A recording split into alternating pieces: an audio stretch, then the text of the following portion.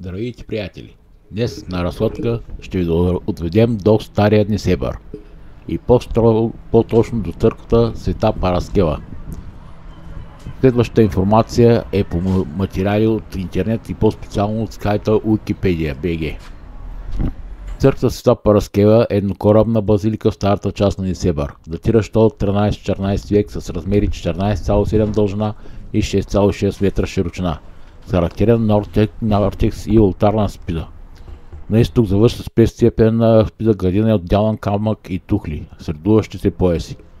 Украсата е по фасадата е в керамопластичен стил. По дължина на северната и южната фасада минава редица от слепи арки, чието тимпани са богато орнаментирани. Мотивите рибена кост, слънце, зигзаг и шахмат и други са изпълнени от камък и тухли. На тях в пояса се развива декоративна окраса от четирилистни кръгли глазирани пънички, градини в самата стена.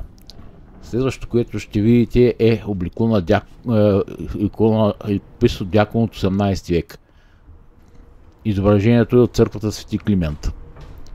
В момента църквата Света Параскева е пригорната в музей и в нея има изложени икони и стенописи от църквите Свети Климент и Свети Георги Големи, които не се реставрали. Свети Благоволица, истина от Благовещение.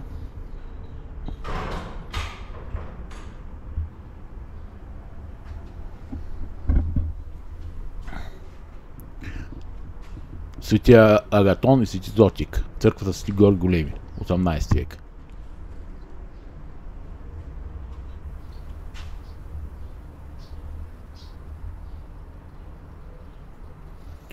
Свети Кирион и Свети Кандид, 40 византийски мъченици.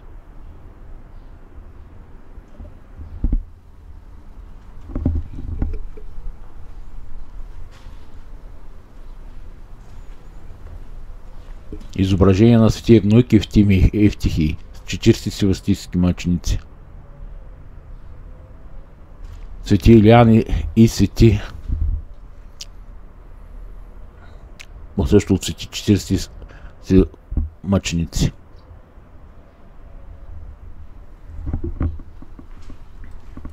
Свети Архангел Михаил, църква Свети Георги Големи, 1704 година.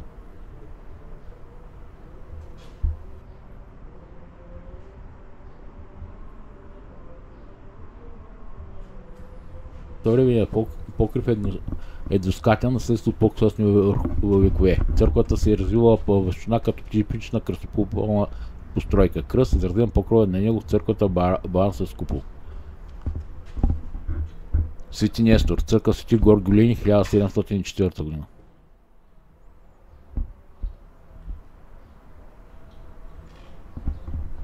Идентифициран архиерей от църква Свети Климент.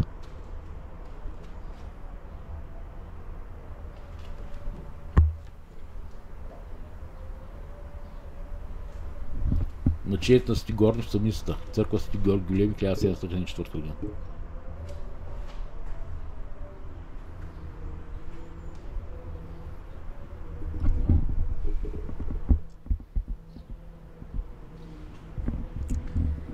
Неидентифициран архиерей Свети Климент, 18 век, църква Свети Климент в 18 век.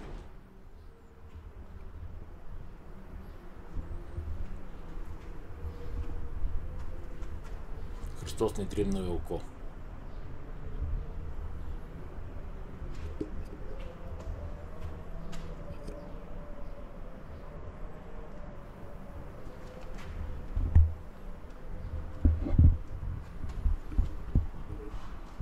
Над притвора се издига кула с звънарница, за която свидетелства каменна стълба, оградена от разделящ наса и притвора. Покривната конструкция не се е съхранила. Предполага се, че е била купълна и до сегашния код построен по-късно.